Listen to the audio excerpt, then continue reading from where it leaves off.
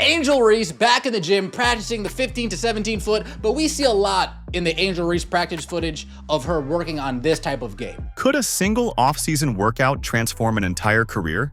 That's the burning question swirling around the latest flood of WNBA off-season videos, as fans are glued to social media, dissecting every dribble, shot, and drill. On one side, a few players are laboring away in near-empty gyms, with laser focus on specific weaknesses. On the other side, some folks are unveiling dramatic highlight reels that, at a glance, seem tailored more for Instagram than genuine improvement. This clash of styles, authentic skill building versus shallow showmanship, has many basketball enthusiasts asking, does real progress get overshadowed by brilliant PR? Or will those who train with substance ultimately dominate the upcoming season? What's unfolding is a fascinating intersection of hype, brand power, and raw athletic potential. Some players, like the Indiana Fever's up-and-comers, seem locked into a rigorous plan under watchful coaching eyes, refining footwork and perfecting mid-range jumpers. Others, like the polarizing forward Angel Reese, are facing intense scrutiny for focusing on all the wrong shots. We don't really see that with the Angel Reese workout videos. We see a lot of this, a lot of jump shots, set shots, catch and shoot, dribble, dribble, shot, dribble, dribble, pull up. Maybe we'll take it to the lane from 15 feet out on a drive, but not too much post plays. Why is that? But before we dive headlong into the speculation, let's look at why these training videos even matter and how they can foretell which teams are truly serious about title contention. In the digital age, basketball has become a year-round spectacle. Fans don't just wait for tip-off, they devour every snippet of training footage that surfaces online, analyzing frame by frame as though each moment might reveal a hidden key to a breakout season. These days, a simple 5-second clip of a star nailing fadeaways can rack up millions of views in a matter of hours. That explosive reaction has turned off-season workouts into a strategic PR tool. Want to show fans you're serious about improvement? Release a carefully curated reel. Need to spark contract buzz? Drop a well-timed video featuring flawless swishes. Yet amid all the talk of "show us the grind," some teams genuinely walk the walk. The Indiana Fever have built an almost cult following for their summer workouts. Clip after clip displays their players in an intense environment, guided by coaches who aren't there to rubber stamp jumpers, but to break down mechanics and accelerate growth. When watchers see Aaliyah Boston or Lexi Hull performing drills that replicate real game scenarios, absorbing contact, sprinting off screens, practicing contested layups, excitement becomes contagious. These glimpses don't feel staged. They feel like glimpses into a genuine blueprint for long-term dominance. And that's the difference. Are we seeing a curated highlight or the seeds of something truly transformative? In stark contrast to these meticulously orchestrated Fever workouts, Angel Reese's training session recently went viral for entirely different reasons. Where the Fever's videos carry a purposeful, step-by-step progression, Reese's footage struck many as disjointed.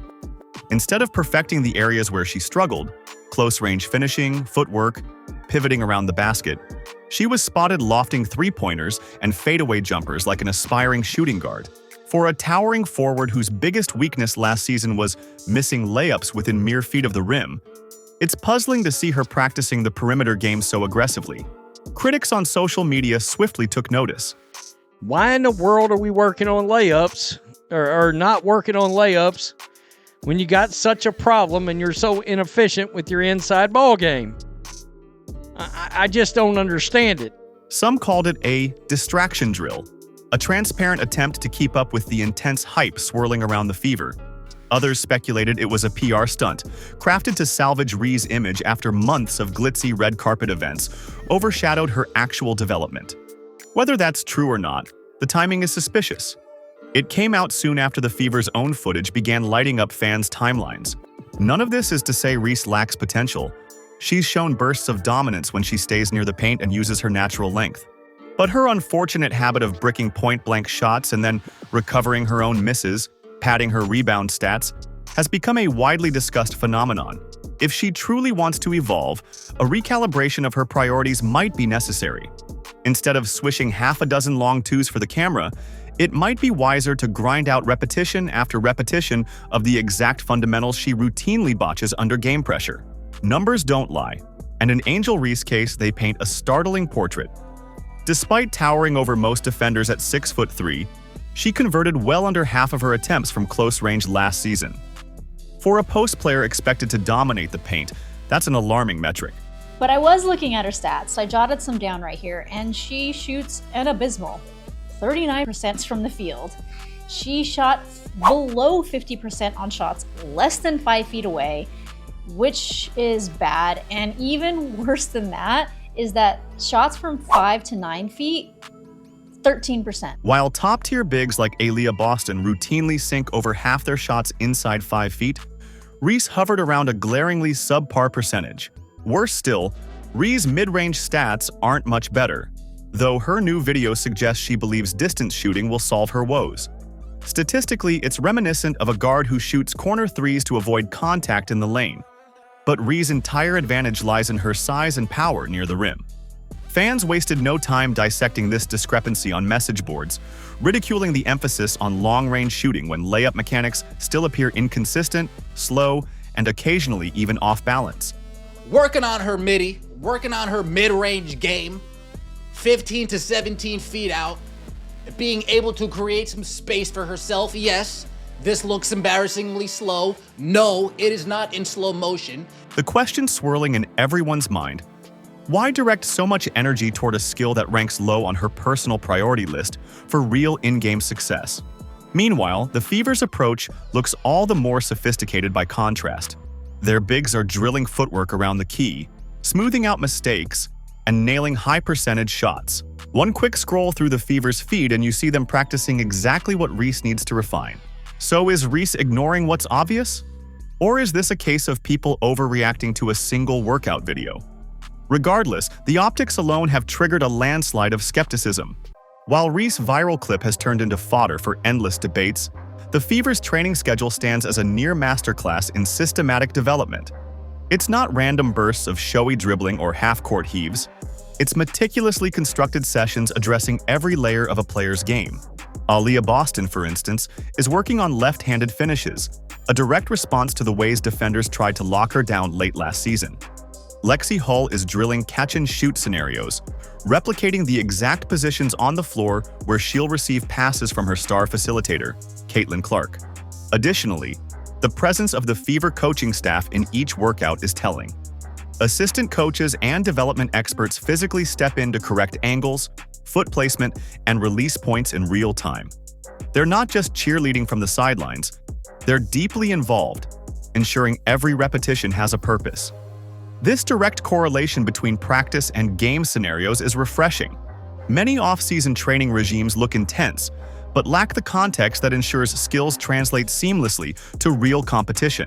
It's no wonder fans are calling the Fever's approach the blueprint for 2025 and beyond.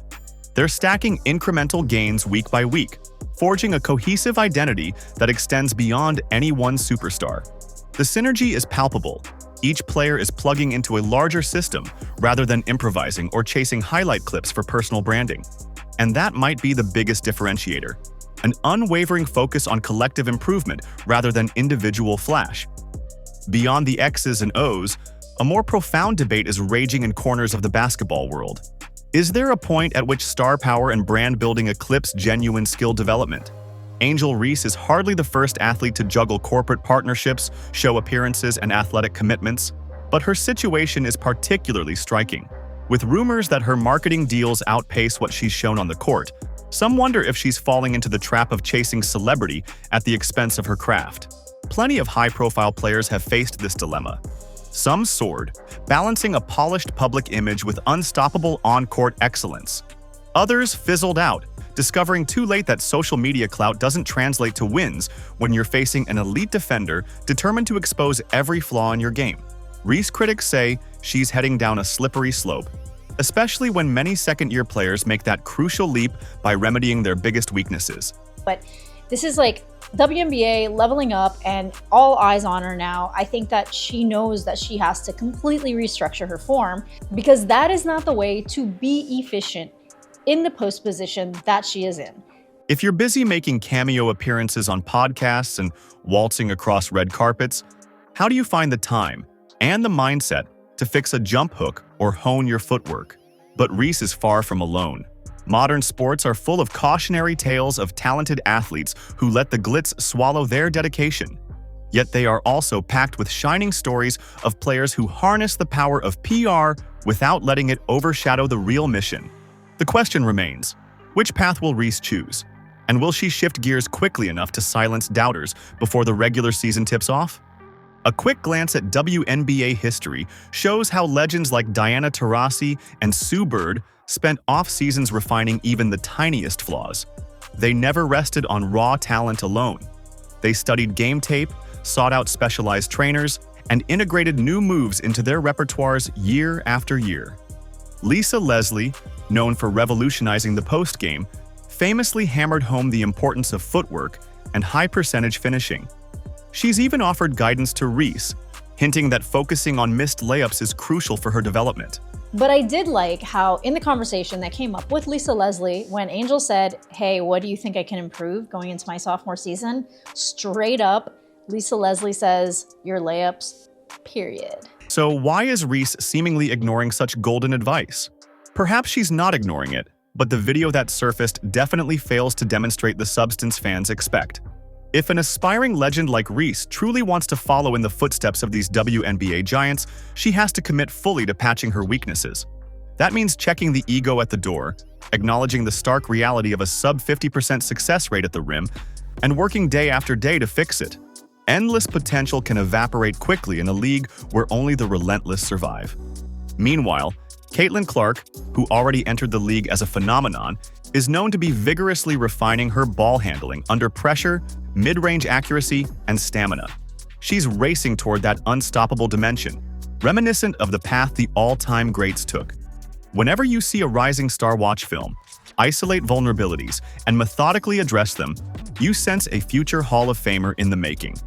Reese could do the same, but the clock is ticking. The second year is notoriously unforgiving for players who don't respond to how defenders adapt. Stepping back, it's not just Reese or even just the Fever at stake. The broader league dynamics could shift dramatically based on who truly improved over the summer. The Chicago Sky, who pinned some big hopes on Reese evolution, may have to rethink their rotation if she continues to underperform around the basket. Will the Chicago Sky sideline their real superstar, Carmilla Cardozo, for Angel Reese? Teams that scouted her weaknesses last year will likely pounce on them again, unless she shows tangible progress in the paint. By contrast, the Indiana Fever, with their deeply integrated training regimen, seem poised to leap into serious contention. The combination of meticulous skill building and the synergy among their core players suggests a cohesive force that might catch other teams flat-footed. If their workouts translate into real game production, better floor spacing, higher shooting percentages, lethal pick-and-roll combos, they might not just improve, they could dominate in ways few predicted. Fans across the league are buzzing with excitement over the coming season, anticipating that the lines between hype and substance will finally be revealed. Will Reese put her doubters to shame with a refined interior arsenal? Or will she continue to rely on half-hearted perimeter shots that do little to fix her core issues? Could the Fever's methodical steps produce an unstoppable machine that triggers a brand new dynasty? No matter where your allegiances lie, the drama is thick.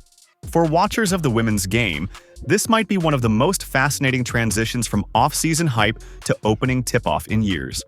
As the days inch closer to the new season, it's impossible to ignore the stark divide between those who chase social media headlines and those who methodically craft an unassailable skill set.